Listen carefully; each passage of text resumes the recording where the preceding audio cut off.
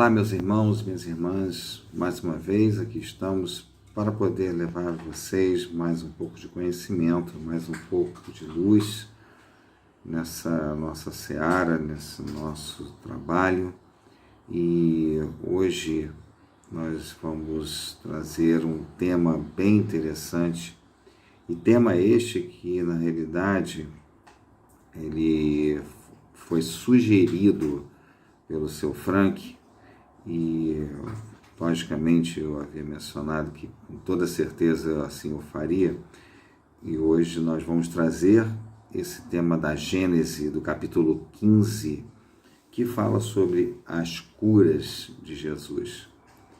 E todos sabem muito bem que todas as situações das curas que ele proferia a respeito da sua magnitude como o ser mais perfeito, né? O espírito mais perfeito que essa terra já teve a oportunidade de receber.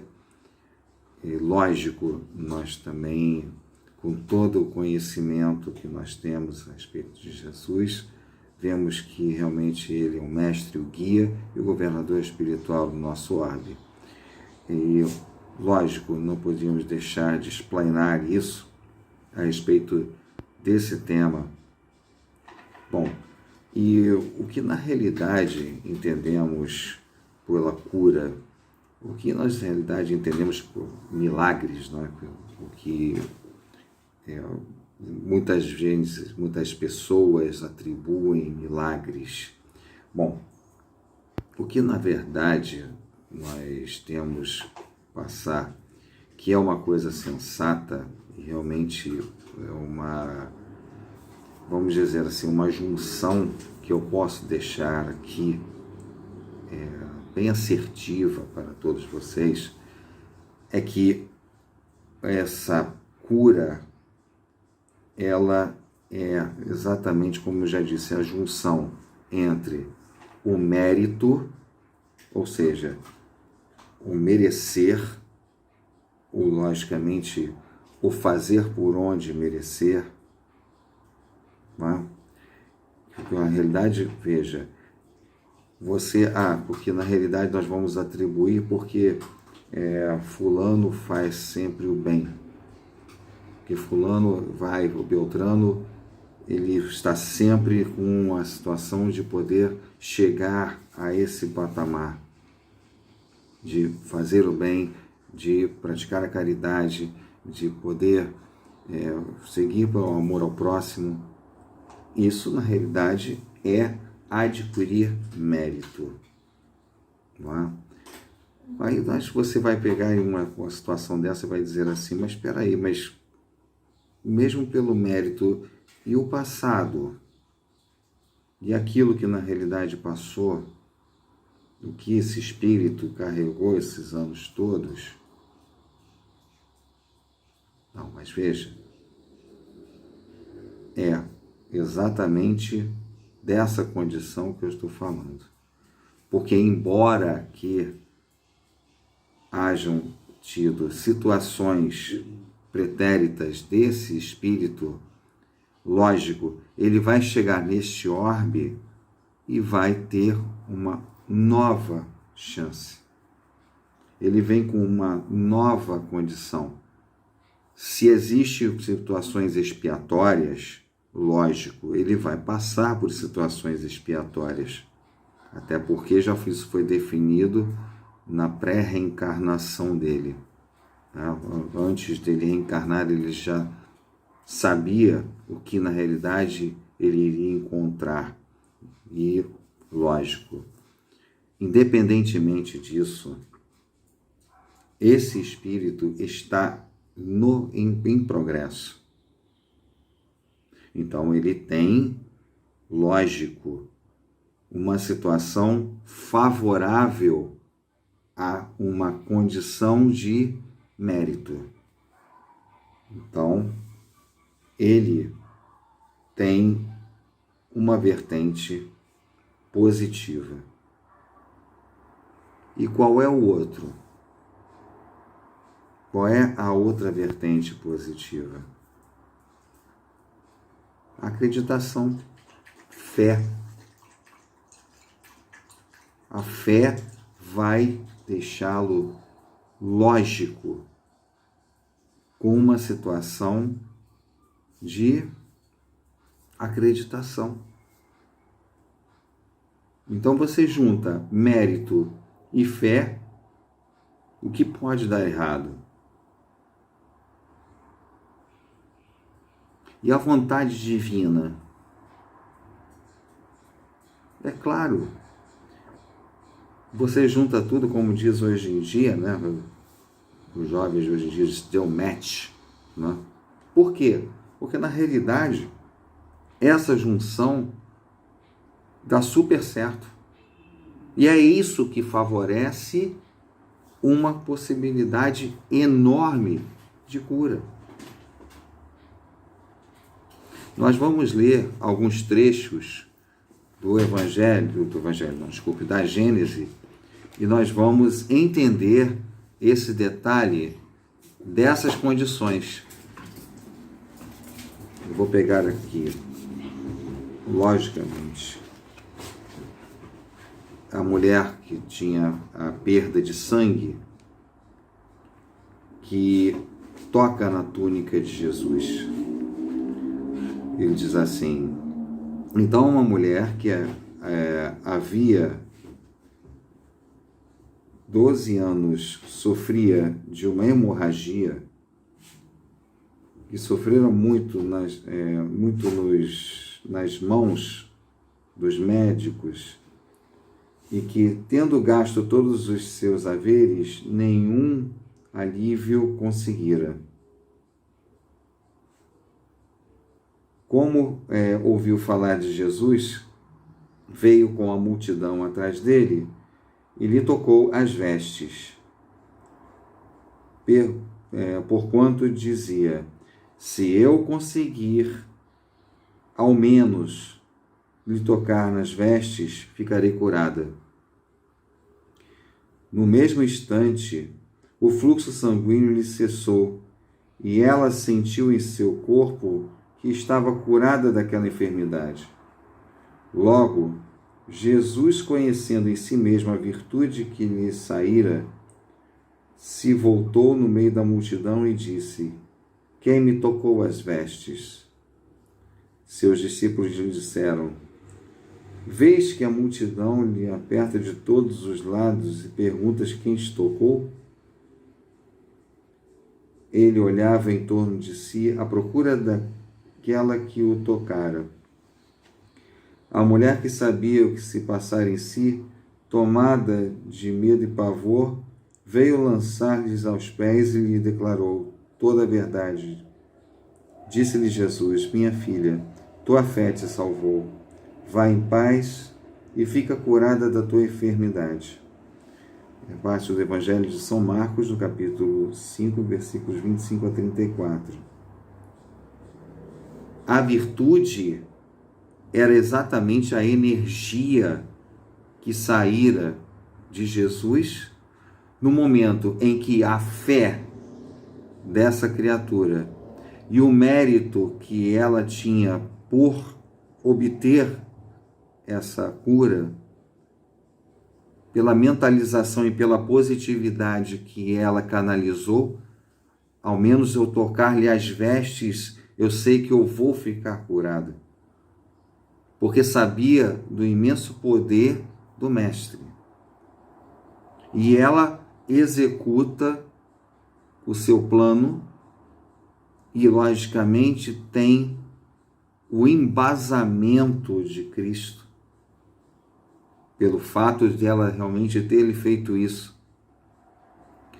Eram tantas situações de cura que Jesus tinha que se isolar. Para quê? Muitas das vezes. Às vezes ele parava o que ele estava fazendo e tinha que ir para o deserto. Para quê? Para orar, para se recarregar, para poder mentalizar e conseguir renovar suas forças.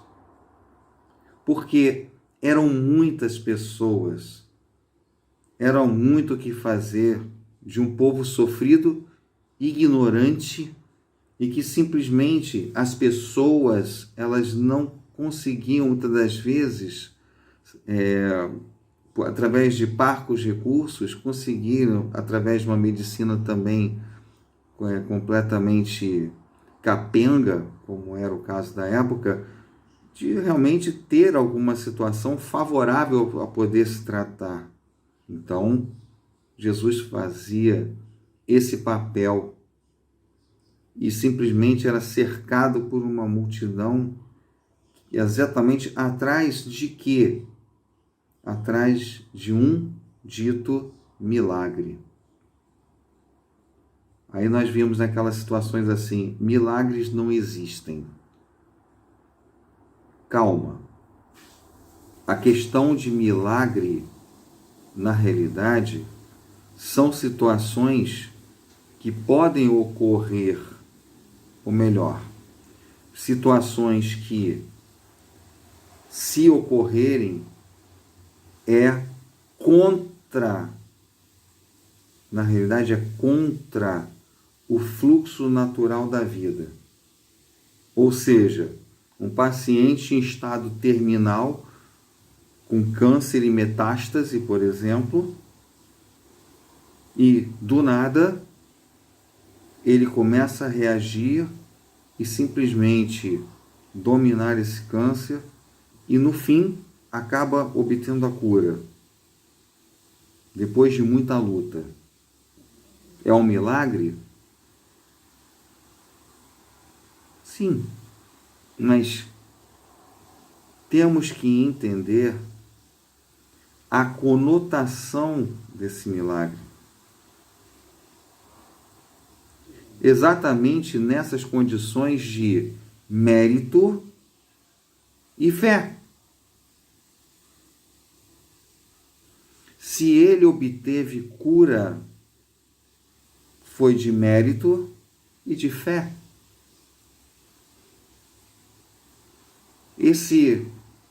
Vamos dizer, esse casamento,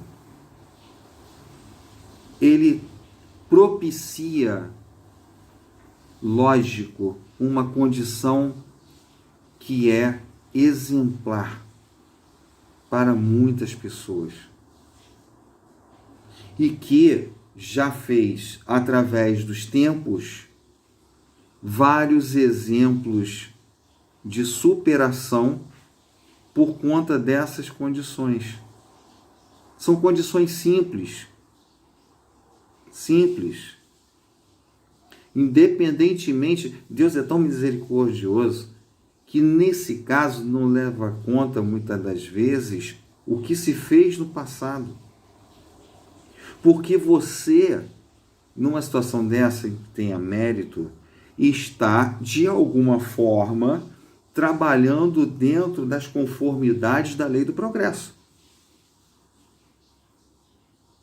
Pelo menos no contexto de caridade, de amor ao próximo, né? de seguir fazendo bem, ouvindo as pessoas, consolando.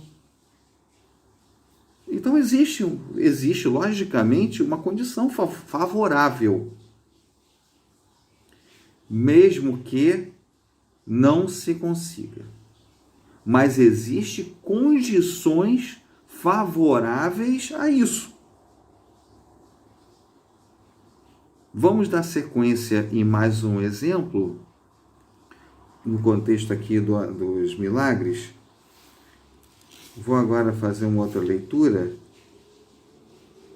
que é a do paralítico.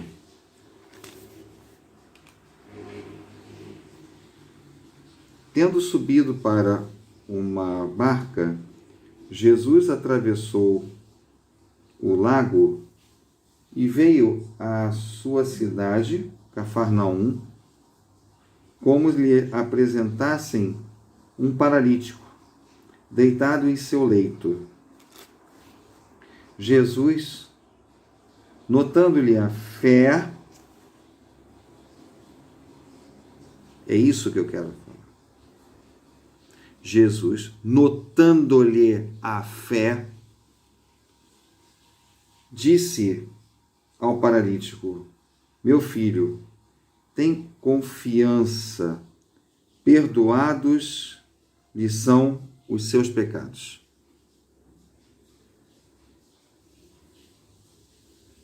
Logo, alguns escribas disseram entre si: este homem blasfema.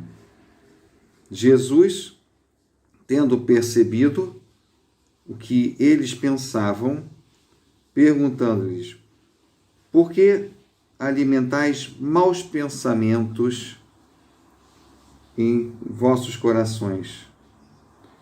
Pois que é mais fácil dizer: teus pecados lhe são perdoados, ou dizer: levanta-te e anda. Ora, para que saibais que o Filho do Homem tem na terra o poder de remitir os pecados, levanta-te, disse então ao paralítico: toma o teu leito e vai para a tua casa.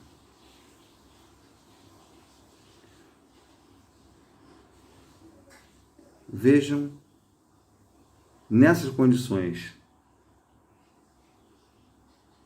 que Jesus menciona para os escribas, que eram, logicamente, os doutores da lei,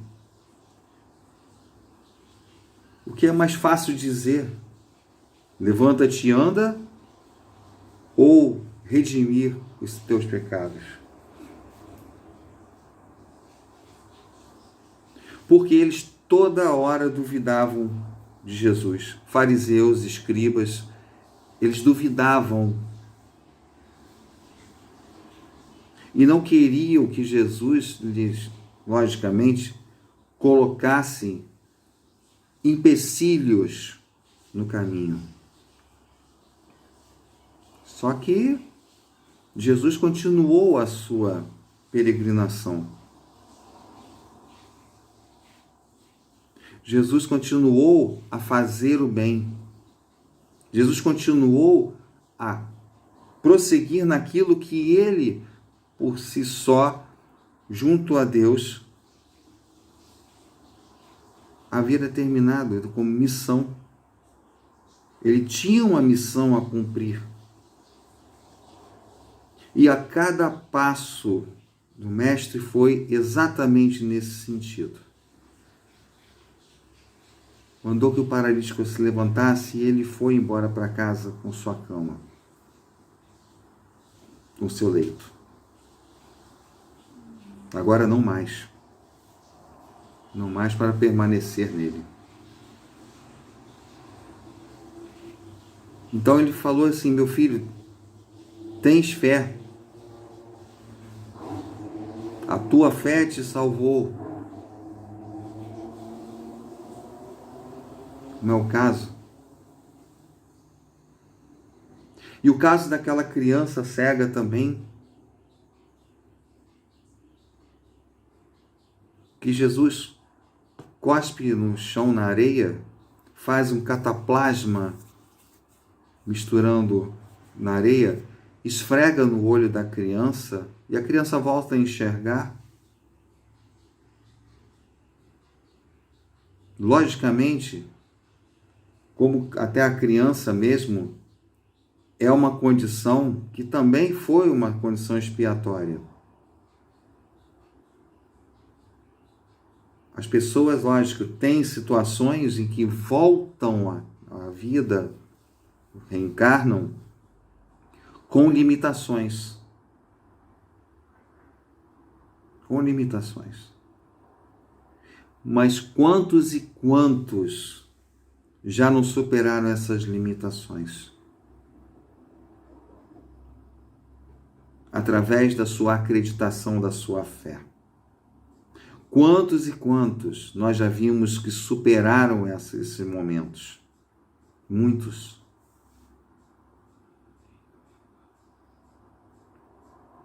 Aí você vai dizer assim, Alexandre, mas tem paralíticos que, por mais fé que tenham, continuam paralíticos. Sim, compreendo. Mas existem dois tipos. Aqueles que estão na cadeira de rodas, que simplesmente se veem completamente limitados na vida, dizem que a sua vida acabou. E aqueles que, mesmo na cadeira de rodas, fazem de tudo o possível. Dançam, jogam basquete, saem, se divertem, como uma pessoa absolutamente normal.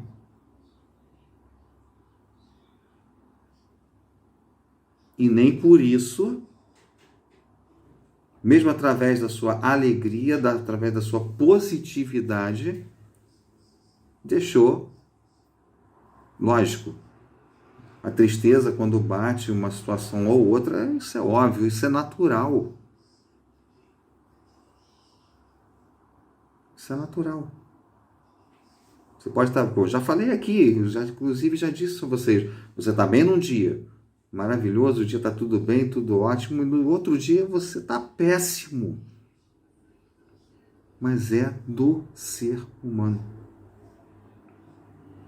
Nós precisamos estar vigilantes. Isso sim, nós precisamos vigiar. Mas crer nessas situações, como aqui estou narrando, que inclusive eu vou falar do último trecho aqui, vou ter que pular um pouco por causa do tempo,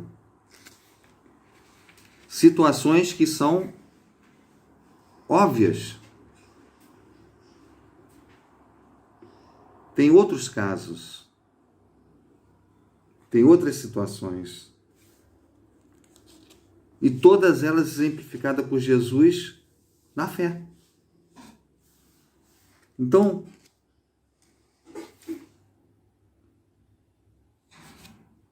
essas curas numerosas que Jesus colocava à disposição para as pessoas. É uma situação que qualquer um, segundo ele, qualquer um pode fazer, bastando ter a fé de um grão de mostarda, conforme ele próprio exemplificou na Bíblia.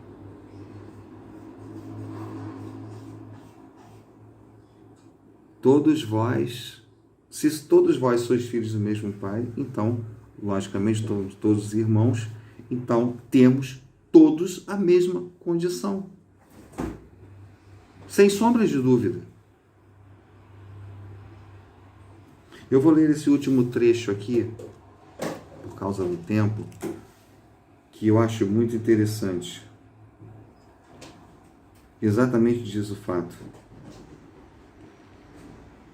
Jesus ia por toda a Galileia, ensinando nas sinagogas, pregando o evangelho do reino e curando todos os langares, e todas as enfermidades no meio do povo.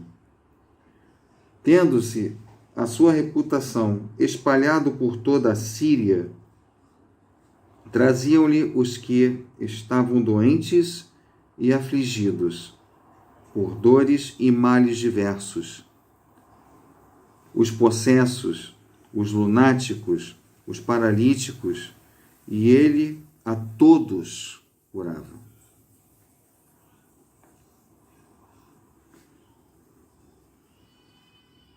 Acompanhava a grande multidão do povo da Galileia, de Decápolis, de Jerusalém, da Judéia e de Além-Jordão.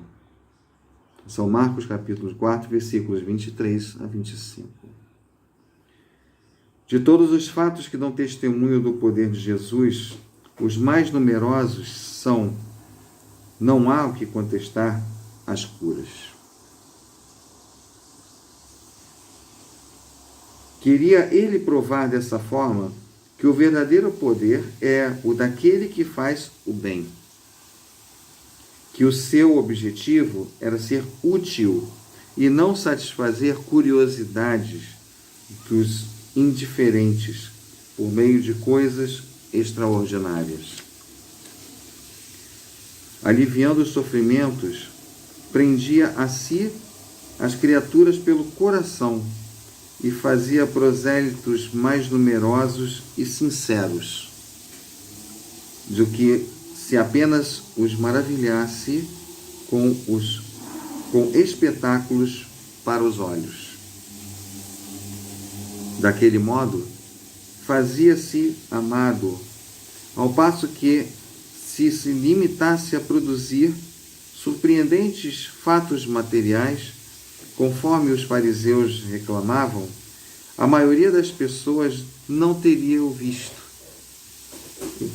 visto nele senão um feiticeiro ou um mágico hábil, que os desocupados iriam apreciar para se distraírem.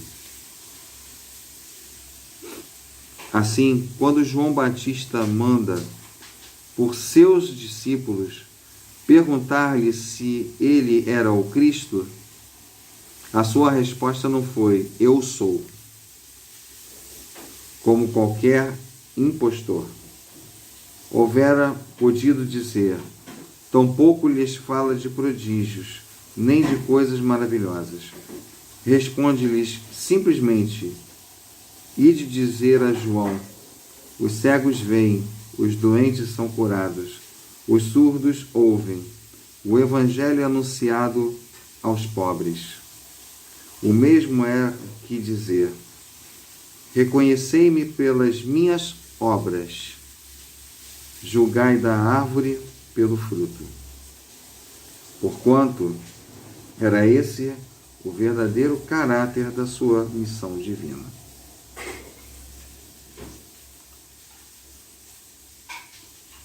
Qual era o objetivo? Qual era o real objetivo de Jesus conduzir tantas curas nessas condições? Em que objetivo nós poderíamos dizer hoje, sensatamente,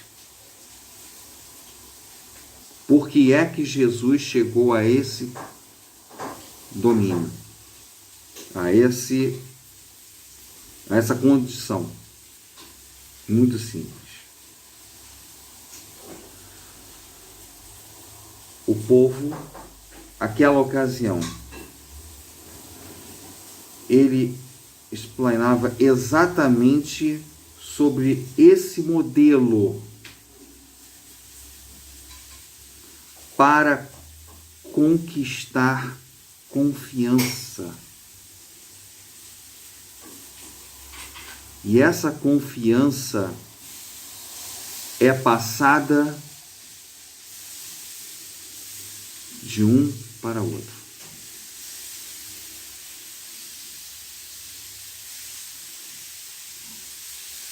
Ele chega, começa todo um trabalho, logicamente sozinho não poderia.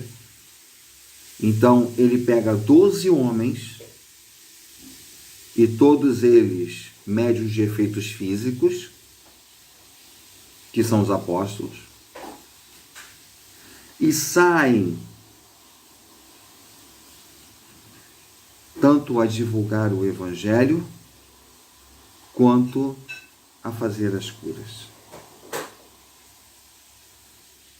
Para que, como já disse, colocasse nas mãos dessas pessoas a esperança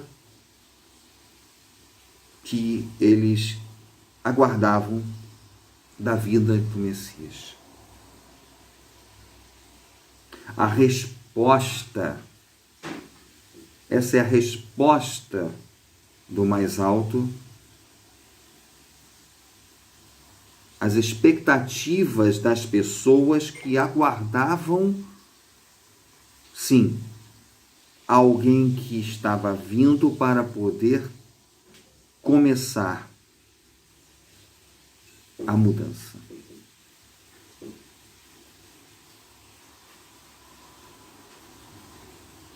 Tanto essa mudança veio a vinda do Consolador prometido, anunciada pelo próprio Jesus à sua época, que é a terceira revelação. Então, meus irmãos, as curas foram estrategicamente inseridas na obra de Jesus, para que começasse uma incursão e as pessoas lograssem com isso confiança e a partir dali realmente tivessem a condição de poder acreditar. E essa acreditação passou a ser pelo Evangelho extremamente difundido. E o é até hoje.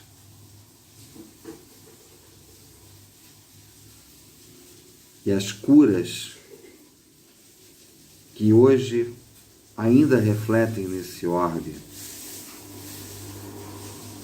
são muitas curas.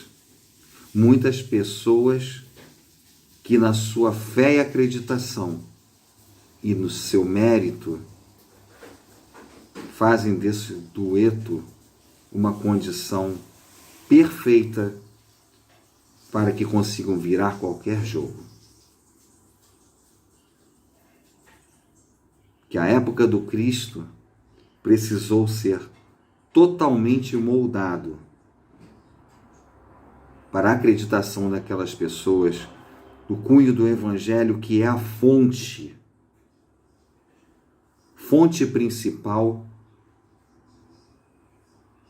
para que haja nas pessoas e continue sempre acesa a chama da vida, do amor ao próximo. Então foi preciso cunhar lá atrás todo esse trabalho do Cristo em sua curta jornada no nosso orbe, para que até os dias de hoje tudo isso fosse refletido de uma maneira completamente sensata e lógico, profícua.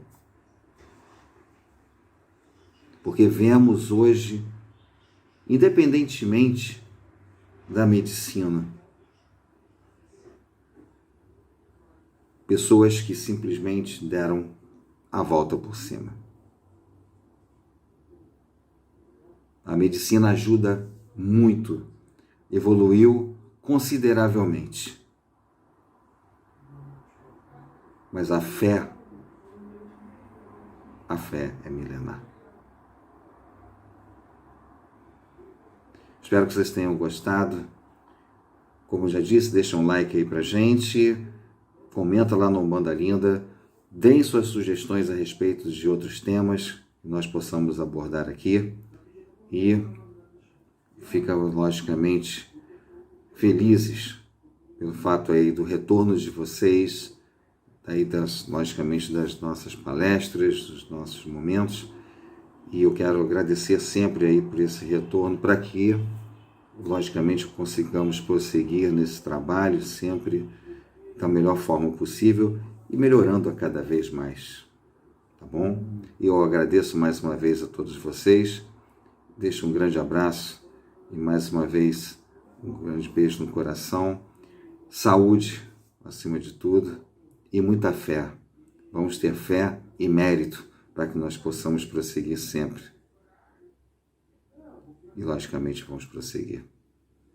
Sejam felizes. Um grande beijo.